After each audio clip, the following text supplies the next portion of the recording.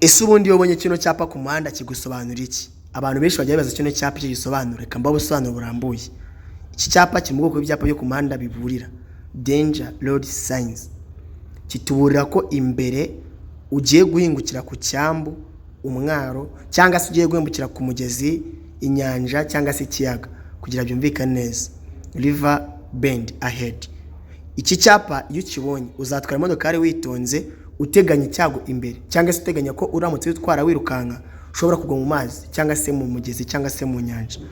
So ugomba kugenda rero witonze. Bakubura icyago mbere yuko ukigeraho. Iki cyapa nicyo gisobanura.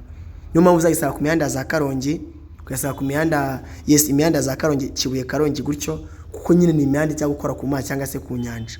Nicyo kiba gisobanura.